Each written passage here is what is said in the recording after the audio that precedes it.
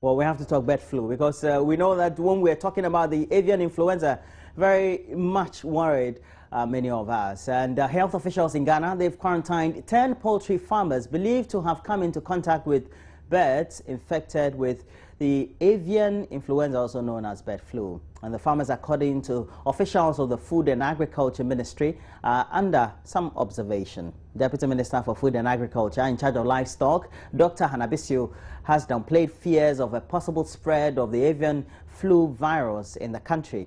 She's saying there's no cause for alarm, insisting that all affected farms have been disinfected and quarantined. She spoke with Felix Akoyam. The Accra veterinary did theirs. They had H5, so they sent extracts, avian extracts. That's what they said, is avian extracts, and we are looking for this. Birds were not sent to Noguchi. Some of them were comparative extracts. Some of them were real extracts. So if there were 6 samples, not all of them were even samples from the farm or from the bird. So what was the difference between the samples that were taken to Noguchi and the ones taken to Italy? No, it's the same. It's the same. The only that Noguchi had H5. The veterinary lab isolated H5. Noguchi isolated H5. OIE, that's the World Organization for Animal Health. Our referral lab is in Padova, Italy. So you always will send it. If even we had isolated H5N1, you still will have to send it to the lab for confirmation.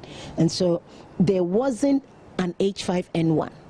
It was H5 that was isolated. And you see, we need to put this thing straight. You see, this thing is not about who did this or who did that. It's about the right thing being done. Okay. And vets, they are like customers of Noguchi. So sample were sent to Noguchi. And so when they also isolated the same thing that we did, then we had to forward for confirmation. So we've not had any first confirmation from anywhere. The only confirmation that says that we have H5N1 came from Padova. And that it arrived in Ghana on the 4th of June. And so that is what it is. I'm struggling to get the understanding here. You just said that what the samples that were taken to Noguchi is the same sample that were taken to Italy. So if they are the same, I mean, Well, Felix, I mean, these are technicalities, and these are to do with labs, reagents, and what have you. That is why we have referral labs in the world. It doesn't make one lab or one sample better than the other. In any case, the Italians, you know, the referral lab, they came to Ghana to carry the same, you know, samples from the country. We didn't send them. They had to come with a special courier, because remember that it's a contagious disease. So you not just want to send it anyhow. And so it's not about, oh, who did this, because I realize that that has become an issue. But that shouldn't be at all. In any case, vets, we are customers, or Ministry of Food and Agriculture, in this case, the veterinary services, we have our labs, but whenever we take sample to any lab in this country, or anywhere, even in Padova, Padova could not even declare to anybody that, well, what we did was H5N1. They had to bring it to us, and it's we, the Ministry of Food and Agriculture, that has to declare to the world and to the, you know, to the nation and to the world that this is our situation. It's not in the, it's not their right as a lab to declare that. And so it's not about, I think that we don't want too much importance or emphasis to be placed on that, because this morning I think I was telling your lady who called, and I said, look, we don't want this kind of controversy around it. That is not what we are looking for. We've spoken the truth. That was what it is. And in any case, if even, that's the example, if even it had been H5N1 from Noguchi, it wasn't for Noguchi to announce it. It's not theirs. They're supposed to give the results to the vets, and then through the Ministry of Food and Agriculture, it would have been announced. So the only confirmation, that is what I want to say, we had a confirmation and from Italy, and I think the minister was very categorical and clear on it yesterday when he delivered the press statement. Yeah, so I mean, essentially, you don't want, I mean, people getting the idea that the confirmation was given by anyone apart from the ministry, right? Because, I mean, you are mandated to put that out. No, I want it, you see, I don't want you to put it in any other way but what I have said. Ministry, we do not give confirmation. We announce results of what we get from the laboratory. Okay, we couldn't announce any results when it was H5. We needed to confirm if it was H5N1. And is Noguchi not in I mean, don't they have the capacity to verify that? No, I'm not here to say whether they have capacity or they don't. I'm here to tell you that we have bird flu. We got a confirmation from Italy, and we announced it when they had a confirmation. But shouldn't you be concerned when we do know that, I mean, a reputable institution like Noguchi, we know that, I mean, they are well equipped, and if they verify or they come out with something and we still have to go to Italy to verify it, shouldn't that raise concern, give you a concern? You see, you are getting something wrong, unless, of course, there's something of trying to create some sort of controversy. And I feel that that is something that I'm not ready to go into. And I want, if we are on air, I want to state it very clear. Our interest is to let the people of Ghana know that there's a bird flu. That is number one. Whether Noguchi it is or not, that is not mine. Whatever it is, I've told you that we belong to a society where we belong to the UN and we are part of the OIE. And there's a referral lab where you send it. I don't know what your interest of Noguchi is, but that is not our interest. Our interest is that we have bird flu in the country.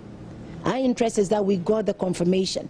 And we announced when they had the confirmation. We couldn't have announced when Noguchi gave us H5. We couldn't have announced when our own lab, VSE, gave us H5. As to the capability, capacity, what have you of Noguchi, for me, it's not my concern. And I feel that Noguchi, it's an institution of high repute. It doesn't mean that they will have everything. Even in Noguchi, I'm sure that there would be things that they may send to elsewhere as referral.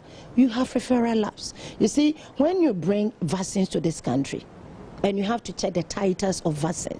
The titer might be sent, you know, you do it in Ghana, but we have a referral lab that is recognized, and then you have to send it to AUI bar in Ethiopia for that. So I will plead that, you see, Joy, you don't concentrate on that. That is not our interest. Because, you see, that is not going to prevent the spread of the disease if you don't do the right thing.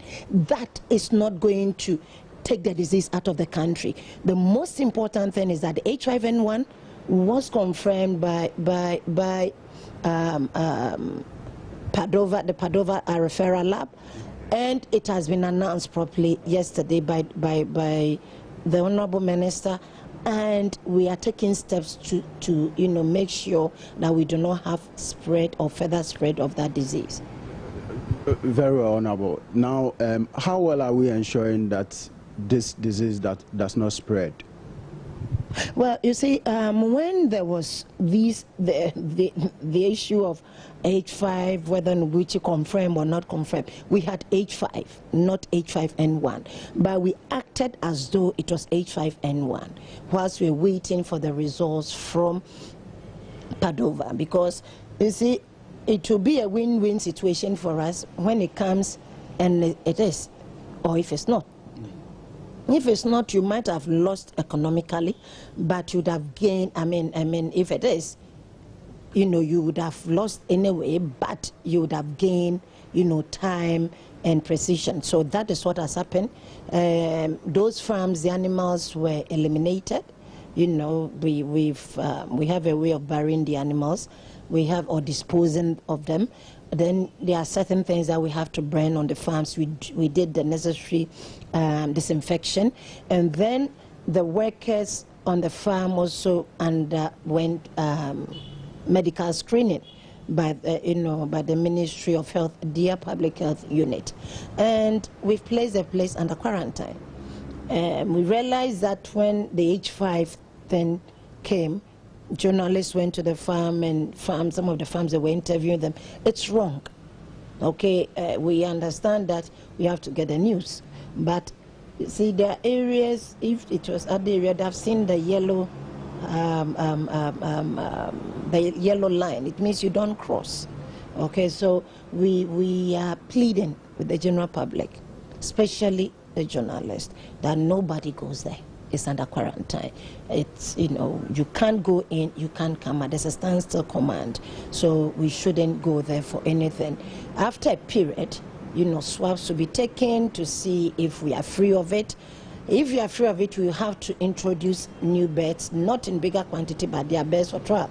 They go in there, you wait for the incubation period, you take them to the lab, you do your postmortem, you do your labs, and then you see whether we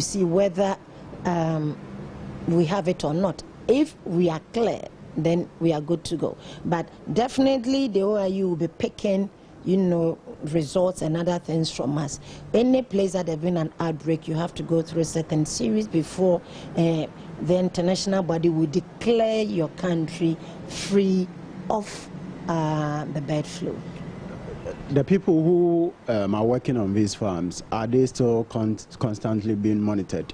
I say this because, a statement on the website of the World Health Organization says that primary risk factor for human infection appears to be direct or indirect exposure to infected live or dead animals. Which means that once you come into contact with these animals, there's a higher possibility of you contracting the virus.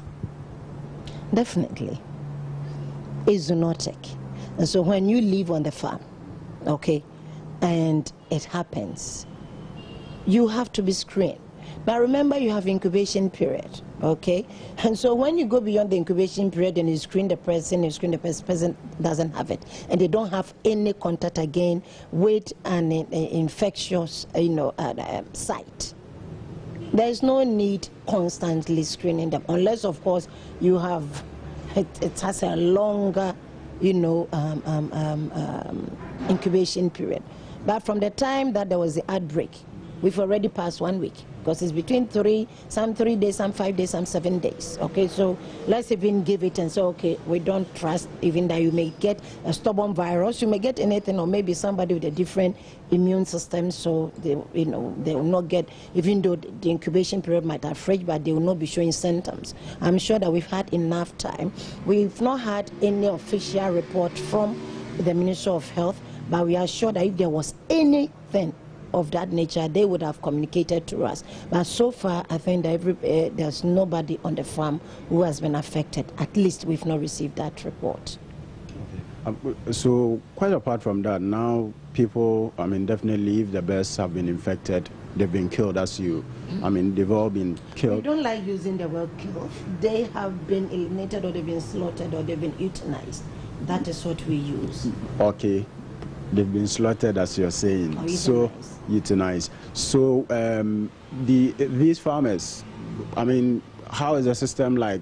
Is the ministry giving them anything, any assistance, form of assistance to get their lives back together? Well, I think that the first form of assistance that we're doing is to make sure that their farms are free of the virus. That is the first thing that we're going to do. But notwithstanding, though, we've received communications from them. As I said, there have been other countries that have been affected in the sub-region, and even in Europe. And always the World Animal Health Organization and the FAO would come in to support, as they are in our country as we speak. They're on the field. And tomorrow by 11:30, they should come and debrief us at the ministry.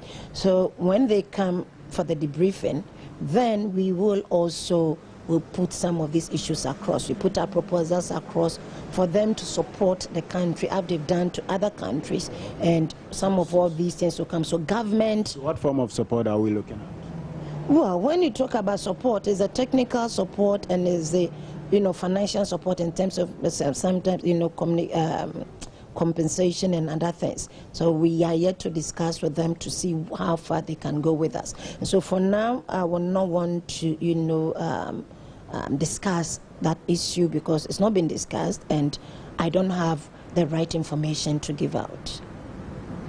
But I mean, so essentially we are waiting on them to move tomorrow ahead. There should be a debriefing tomorrow from them, and when the debriefing is done, we carry on forward, the communication with them, and they will have to go back definitely, and then they'll have to write back to us.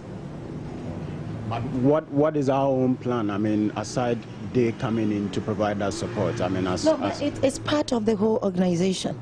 That's why they are here. It's Ghana. So if it's not a global thing when it comes to the disease, then they wouldn't have been here. So that is what has been done. Government is also looking at what government can do, but you see, I can't give out an information that I don't have. For now, this is what is there, and so if there's any other thing, we put that thing across. Okay, so moving away from that, are we also monitoring other farms, poultry farms across the country to see whether or not, I mean, this virus is also, I mean, imminent there? Definitely. It's a protocol, and so we couldn't have left that protocol out.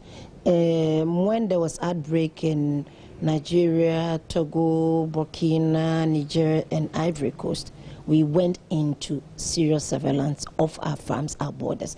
Now that there's an outbreak in Accra, the surveillance has gone high, and we are monitoring.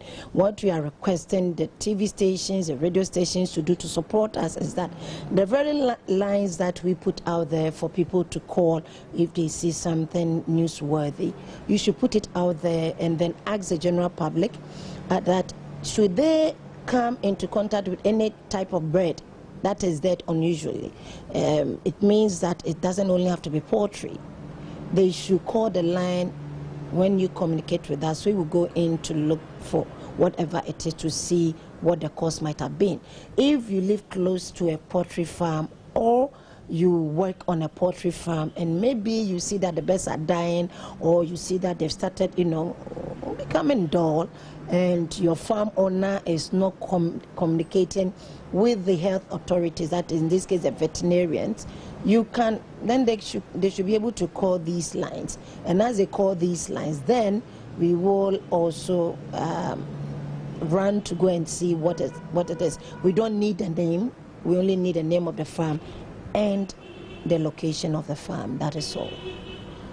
But our officers, I mean, veterinary officers going to farms to check this, because, I mean, we cannot be sure that every farmer will really come out if this problem, I mean, he or she realizes this problem in his farm. But the interesting thing, you are not supposed to be entering farms because there's bird flu, so you enter this farm to check if there's a snow. So how do you then ensure? The farmers, we trust that. If not, we can't do anything.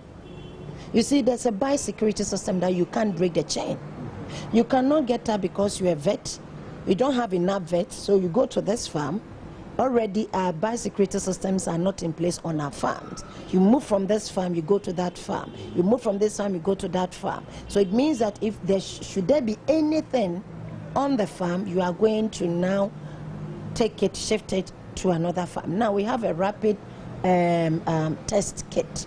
That rapid test kit, if there's a suspected case, then we move in there and you test it on the farm. So you cannot... Sorry, Honorable, but that means this is a reactive measure. It means we can't be proactive then. No, you don't have to say something that you don't know. Okay, you are saying something that is technical and you don't know. There are protocols. And those protocols, it can't be the way you and I want it. It must be the way. No, but we're talking about an outbreak here. There is an outbreak. And precisely so. You don't vaccinate where there's an outbreak. No, I'm saying... I'm not talking about vaccination. No, you go in there to check. I'm a veterinary doctor by profession. And so I'm telling you what I know as a professional. Okay. And it's not about what you want to know because you think that, in your opinion, this is how it must be done. In my opinion, maybe I would think that as a journalist, you should do something differently. But I didn't study journalism. Okay, so it's different. So I'm explaining to you the protocols. And those protocols cannot be changed by you, nor by me. They are laid down protocols.